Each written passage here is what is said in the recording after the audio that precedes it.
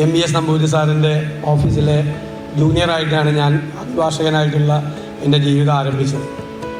സത്യത്തിൽ അത് വലിയൊരു തമാശയാണ്. വിദ്യാർത്ഥി രാഷ്ട്രീയത്തിൽ സജീവമായി നിൽക്കുകയാണ്. എൻറോൾ ചെയ്തിട്ടും പ്രാക്ടീസ് തുടങ്ങിയില്ല. സത്യനന്ദിക്കാരൻ്റെ ഒരു സിനിമയുണ്ട്, ഒരു സന്ദേശം എന്ന് പറയുന്ന സിനിമയുണ്ട്. സിനിമയിൽ ഒരു കഥാപാത്രമുണ്ട്, ഇങ്ങനെ പ്രാക്ടീസ് ചെയ്യാതെ നടന്നിട്ട് അവസാനമാകുമ്പോൾ ബോധ്യപ്പെട്ട് പ്രാക്ടീസ് തുടങ്ങാൻ പോകും. ആ സിനിമ കണ്ടതിൻ്റെ പിറ്റേ ദിവസമാണ് ഞാൻ നമ്പൂതിരി സാറിൻ്റെ ഓഫീസിൽ പോയി നാളെ മുതൽ ഇവിടെ വന്നു തുടങ്ങട്ടെ എന്ന് അനുവാദം ചെയ്തു. രാഷ്ട്രീയത്തിനപ്പുറം ഒരു തൊഴിൽ വേണമെന്ന ചിന്തയാണ് സന്ദേശമെന്ന് സതീശന് നൽകിയത്. വക്കീൽ പണിയിലും മോശമായില്ല.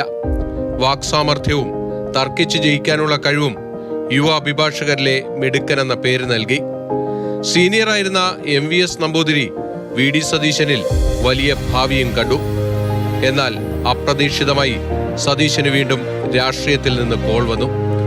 NSUവിന്റെ ദേശീയ സെക്രട്ടറിയുടെ പോസ്റ്റ്. അതോടെ വക്കീൽ കുപ്പായം എന്നേക്കുമായി അഴിച്ചുവെച്ച് പൂർണ്ണസമയ രാഷ്ട്രീയക്കാരനായി. സന്ദേശത്തിലെ പ്രഭാകരനെ കണ്ട് വക്കീൽ പ്രാക്ടീസ് തുടങ്ങിയ കഥ സംവിധായകൻ സത്യനന്ദിക്കാടിനോട് സതീശൻ പിന്നീട് തുറന്നു പറഞ്ഞിട്ടുണ്ട്. സതീശൻ എന്ന സന്ദേശത്തെക്കുറിച്ച് മുഖ്യമന്ത്രി പദത്തിന് പിന്നാലെ സത്യനന്ദിക്കാട് ഒരു കുറിപ്പും എഴുതി. ഇത് കാണാൻ ശ്രീനിവാസനില്ല എന്ന സങ്കടവും സംവിധായകൻ പങ്കുവച്ചിട്ടുണ്ട്.